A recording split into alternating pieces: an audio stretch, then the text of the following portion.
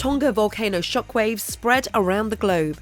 The arrival of the initial shockwave in the UK was first evident across Shetland and took less than an hour for that to propagate southward across the UK.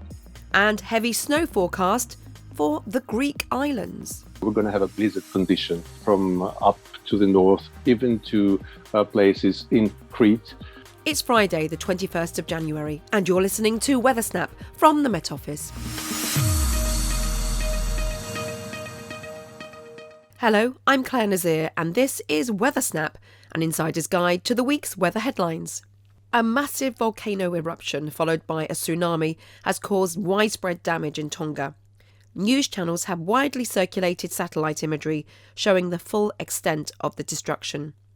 The tremendous power of the eruption was recorded on scientific instrumentation across the globe, as Met Office Deputy Chief Forecaster Nick Silkstone explains. In the atmosphere, we could see a wave animating in a radial pattern from the initial explosion could be seen on satellite imagery. That will have slowed down, once it got beyond its explosive phase to the speed of sound, and that continued to propagate around the Earth in almost like what we'd call great circles, and that could be monitored as changes in atmospheric pressure quite a long distance away from Tonga. So these are massive ripples coming out of an epicenter, and they pretty much propagate, but not on just a horizontal scale. What would you have seen on your barometer to indicate that something was different from normal? I'm going to start by saying the best way to visualize these waves is there's an explosion at the North Pole. Imagine if the eruption happened on the North Pole and the wave would travel southwards via lower latitudes, cross through the equator at a similar time, and then it would get together and almost meet again. The wave would constructively interfere and be in one point again when it passed the South Pole. As a rough approximation, that would be the case. So that's the way to imagine how it travels. And then once it's past the South Pole, as it all comes together in a point, it then starts to expand from the South Pole and ripple back. In terms of barometers, if you're close to the site, for example, places in New Zealand, Australia, they were seeing pressure changes, of the order of 5 to 10 hectopascals and millibars, with jumps and then drops on the barometer above and below, like just the normal background atmospheric pressure. And even as far as the UK, the initial wave that reached here, we saw around about 2 hectopascal, 2 millibar jump between the maximum and minimum pressure. You described the fact that, these waves propagate out in concentric circles, meet, and then do the same thing again. Is that what happened this time? What we call the shortest great circle, or the shortest route for the initial shockwave to reach the UK, for example, actually came quite close to coming directly over the North Pole. So when you were measuring, the arrival of the initial shockwave in the UK, it was first evident across Shetland and took less than an hour for that to propagate southwards across the UK. We then, around about 6 hours after the initial wave, we got the second one, which had come on the Great Circle in the other direction, which approached from the south and then rippled northwards across the UK. And that was of similar magnitude. I was able to detect them twice, as were most people in the UK, both pairs of waves.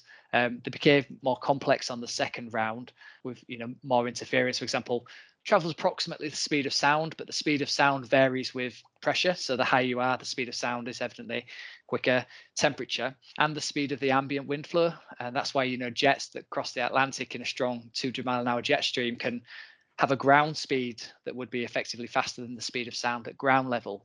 And I'd say that after 2 rounds of the Earth, when the amplitude of the pressure change was reducing anyway, I and many other observers will have just lost it basically in the background variability. This type of eruption, which was obviously immense, even though it was underwater, it propagated right into the atmosphere. This is not the first time it's happened, but it is a rare event. But barometers have been around for a good couple of 100 years, if not longer, haven't they? The similar signals and pressure jumps were seen during the Krakatoa eruption. Back then it was pencils on the end of metals that are attached to springs that measured the jumping pressure. But this has been seen before, and the rarity of the event, I think, is just related to the rarity of an eruption of this magnitude. It was probably, I believe, the strongest eruption since Mount Pinatubo in the early 90s in the Philippines. So, probably the strongest, if not one of the strongest eruptions that we've seen in the last 30 years. Nick Silkstone, thank you very much.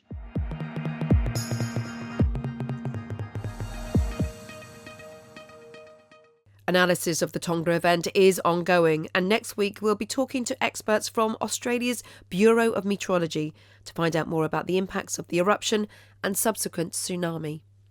Earlier this week, much of Turkey grappled with heavy snow and blizzards, which left 2,000 people stranded on a major highway in the south.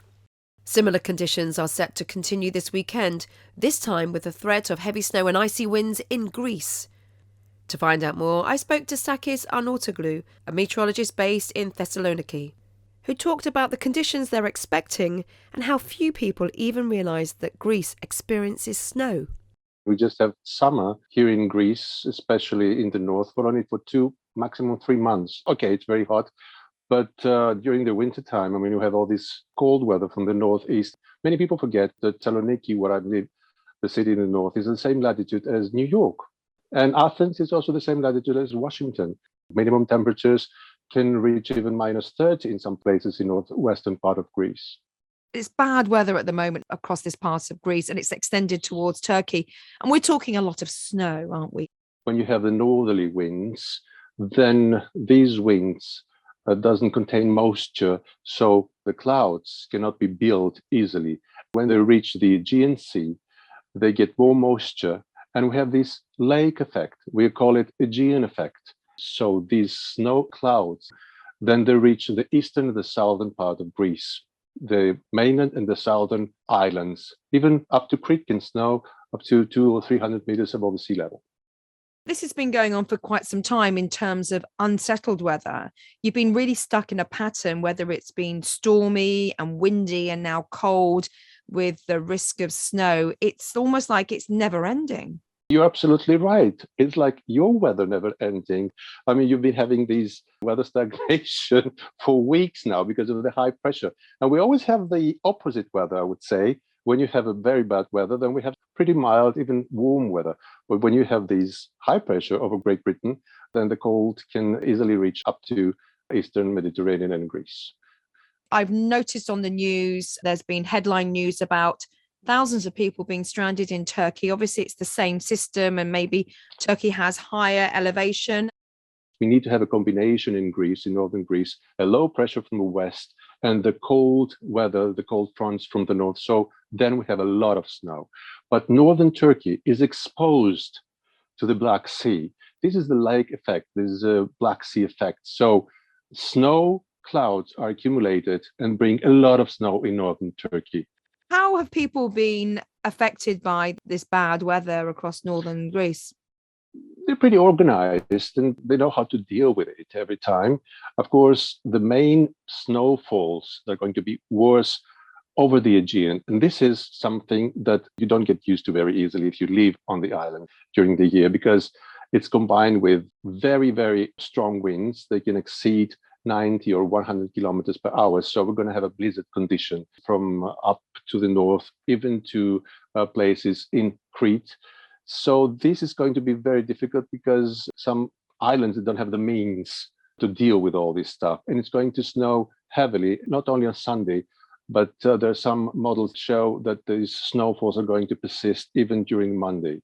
Considering this weather is on its way, how do people prepare if it doesn't happen every year and it sounds like it's quite an extreme event? They get informed, they just stay at home, and they just wait until it goes, because it's not going to last forever. I mean, the snow melts very, very quickly. I mean, after 2 or 3 days, you're not going to see snow next to the sea, of course. So it's not like they're going to have snow for days or for a week. So for 2 or 3 days, they're going to be patient. So you've had a bad winter so far and it continues. It almost feels like Groundhog Day across your part of the world. I bet you're wishing for spring, aren't you, as a meteorologist, somebody who is delivering bad news almost every day? We enjoy it. You know, it's a very nice thing when you have the seasons. I mean, this is the season of cold weather, snow, and we enjoy going also for skiing. I think it's nice to have all this phenomena too. Tell me about the ski resorts in Greece. Where are they? Because it's not something you associate with going on holiday to Greece. The Greek mainland has high mountains. They can reach even to up to 2,900 meters above the sea level. So we have 17 ski centers. And Athens also, 3 hours away from Athens, there are 2 or 3 very nice ski centers. So Greece has a ski season every year, basically. And you'll be Thank blaming you so me much. when there'll be too many Brits abroad in Greece next winter. Thank you. That would be a pleasure for us, just for you to come and to enjoy also the nature, because the beauty is amazing. Sakis Arnautoglu, thank you very much. In direct contrast to events in southern Europe, UK weather continues to be relatively benign. Here with the weather details for the weekend and beyond, Alex Deacon. It seems like high pressure has been in control of our weather all year. Well, that's not quite true, but it's certainly been controlling things for a while now, and it is set to dominate even well into next week. Certainly for the weekend, high pressure will be sitting across the southern half of the UK, which means it's going to stay dry, certainly for most of England and Wales. It might just be the odd spot of drizzle here and there over the hills. For Scotland and Northern Ireland, again, most places will be dry, but at times weak weather fronts will just push into the northwest. So across the Highlands of Scotland, the Western Isles and the Northern Isles, there will be a little bit of rain coming in at times here. And it's also going to be fairly breezy across the northwest. And here too, we'll see some of the highest temperatures. Milder air is moving in, so the northwest of Scotland could well be the warmest part of the UK this weekend with highs of 9 or 10. Elsewhere, as I said, most places dry, but question marks about how much cloud we're going to see. After some sparkling days of sunshine this week, I think overall a lot more grey weather this weekend. We'll see some sunny spells, particularly across the east of England and to the east of the high ground further west, but generally quite cloudy conditions in the west. Light winds, so at night we could again see some mist and fog and again some pockets of frost if the skies stay clear. But generally fairly cloudy, a bit of brightness in the east and temperatures around average in the south, maybe a touch below 6 or 7 Celsius. As I said at the start, the high pressure looks like dominating into next week, so mostly dry as we head through next week as well. Thanks, Alex. Before we go, Martin Bowles is back with last week's highs and lows. Here are the weather extremes for the week beginning on the 10th of January. The highest recorded air temperature of the week was 12.9 Celsius at Chillingham Barnes in Northumberland on Wednesday. The lowest temperature was minus 6.8 Celsius at Braemar in Aberdeenshire in the early hours of Monday morning. The largest daily rainfall was 18.0 millimetres on the Isle of Portland in Dorset on Sunday. Exmoor National Park was the sunniest place to be last week. Liscombe in Somerset recorded the highest sunshine hours on 3 separate days. The largest total was 8.0 hours on Friday. Thanks, Martin. That's it for Weather Snap. I'm Clare Nasir and editor is Adrian Holloway.